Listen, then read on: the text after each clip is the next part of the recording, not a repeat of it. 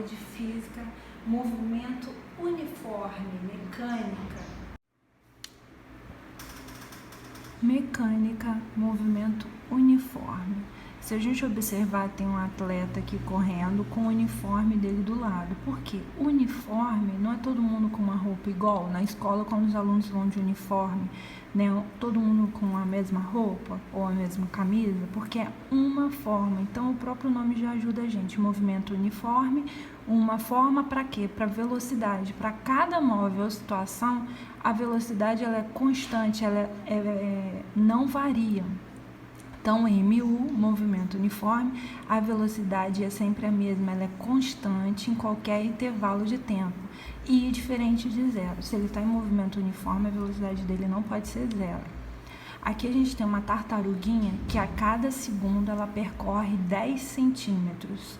Se a gente dividir 10 por 1, 20 por 2, 30 por 3, 40 por 4, que a velocidade média não é o deslocamento dividido pelo tempo, sempre vai dar uma velocidade de 10 centímetros por segundo. Então, essa tartaruguinha está no movimento uniforme, com a velocidade sempre constante. Mesma coisa o avião. A gente pode observar que ele vai percorrer espaços iguais em tempos iguais.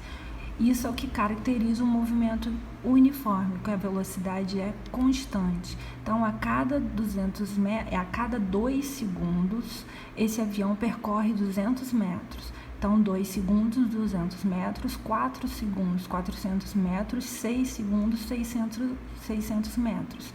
Se a gente for dividindo 200 por 2, 400 por 4, 600 por 6, sempre vai dar o quê?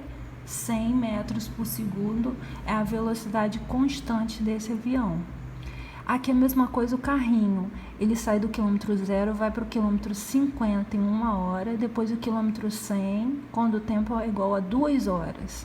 50 dividido por 1, 50. 100 dividido por 2, 50. Então, esse carro está com uma velocidade média constante, é um movimento uniforme, a velocidade de 50 km por hora.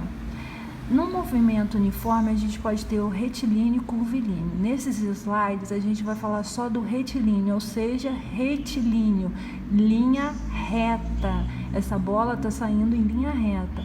O movimento circular, o movimento curvilíneo, é depois. Então, aqui está mostrando o movimento retilíneo e curvilíneo. No movimento uniforme, o móvel, então, vai percorrer distâncias iguais em intervalo de tempos iguais. A gente tem que prestar atenção que a velocidade média vai ser igual à velocidade do móvel, ela vai ser então constante e sempre diferente de zero. Aqui a gente tem um carrinho que sai da posição inicial e vai para a posição S, no tempo inicial ou tempo final. Para a gente achar o deslocamento no S menos S0, para a gente achar o intervalo de tempo ΔT, não é T menos T0? Então, a gente pode construir um gráfico a partir disso. E daí vem a função horária do movimento uniforme. No movimento uniforme, a gente vai ter 2 fórmulas apenas. A da velocidade média, que já foi visto nos conceitos de cinemática. Velocidade média é igual ao deslocamento, que é ΔS, dividido pelo intervalo de tempo, que é ΔT. No movimento uniforme, a gente tem essa fórmula e a fórmula que os alunos gostam de chamar de sorvete, ou sorvete, a fórmula do sorvete. A posição do móvel vai variar de acordo com o tempo, é a função horária do movimento uniforme. Nessa função, S0 é a posição inicial, ela é sempre a mesma, e a velocidade também ela é constante para cada móvel, porque é movimento uniforme. Então, o que varia? Varia a posição S à medida que o tempo vai passando. Então, aqui a gente pode ver, à medida que o tempo foi passando, as posições foram mudando desse automóvel. Ele saiu do S0, foi para S, S foi subindo. Nesse caso, ele estava num movimento progressivo. O movimento, então, retilíneo, ele pode ser progressivo ou retrógrado.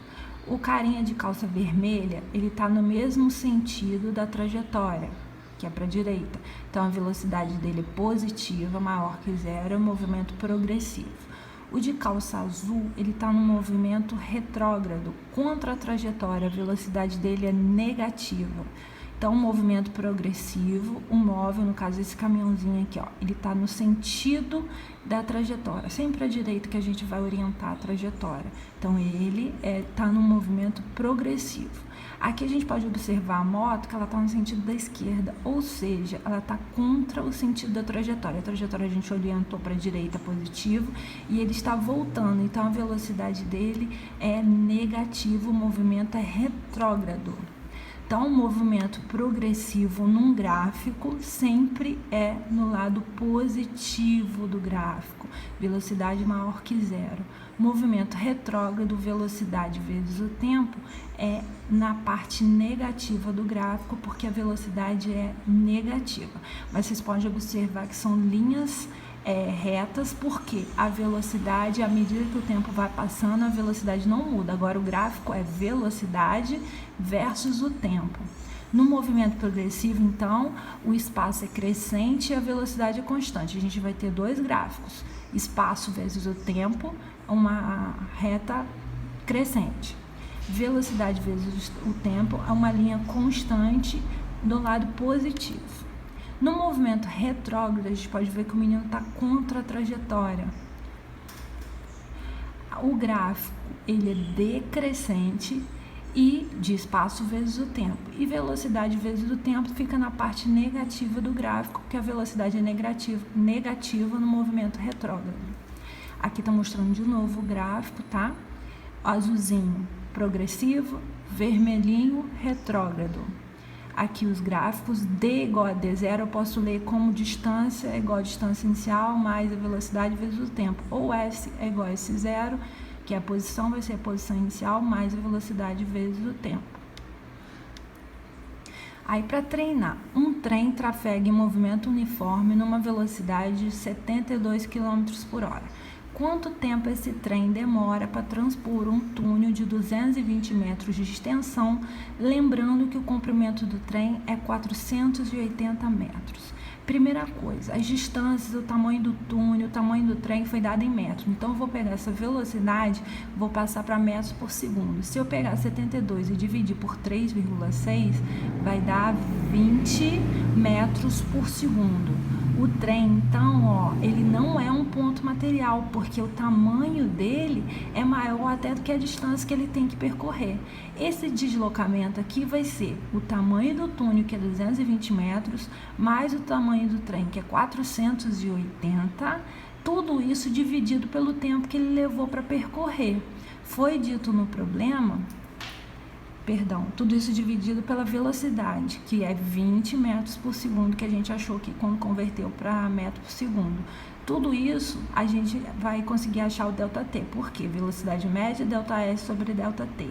ΔT, que é intervalo de tempo, então vai ser deslocamento, que é ΔS, dividido pela velocidade. Só que eu tenho que lembrar que, como o trem não é ponto material, o deslocamento vai ser o tamanho do trem mais o tamanho do túnel. Dividindo vai dar 35 segundos o tempo que esse trem leva para passar num túnel. Eu tenho no movimento de uniforme contra de móveis, são duas partículas, né? Ou dois móveis, A e B. Eles podem estar indo na mesma direção. Quando eles se encontrarem, eu vou dizer que a posição de A é igual à posição de B. E a posição, eu já sei que eu posso descobrir pela função horária, S é igual a S0 mais VT. Então, eu posso dizer que S igual a S0 mais VT de A é igual a S mais VT de B. S é igual a S0 mais VT de B. Então, aqui tem outra questão, um exercício de dois carros, um indo em encontro ao outro, um saindo de São Paulo e outro do Rio de Janeiro, tá? O carro A é o que está indo, ó, em direção ao Rio. O carro B sai do Rio para São Paulo. Aí ele diz que A é progressivo e B é retrógrado. Então, a velocidade de A, mais 30 km por hora, a velocidade de B, menos 50 km por hora. Então, a função horária de A é S0 mais VT. Eu vou considerar A na posição 0. Então, fica S de A é igual a VT. V não é 30 km por hora de A? B, ele está saindo da posição 400, então a posição inicial dele é 400, lá no Rio, 400, e ele está em sentido contrário à trajetória, então menos 50t. Quando eles se encontrarem, a posição de A vai ser igual a de B, então é só igualar as equações. 30t vai ser igual a 400 menos 50t. Tudo isso deu 5 horas. Então, o momento em que o carrinho A vai encontrar com o carrinho B nessa trajetória vai ser depois de 5 horas de viagem dos dois. Agora eu quero saber onde eles vão se encontrar. Eu escolho uma das equações e substituo T por 5 horas. Substituir, descobri que eles se encontram na posição 150 km. Lembrando, função horária, S é igual a S0 mais VT.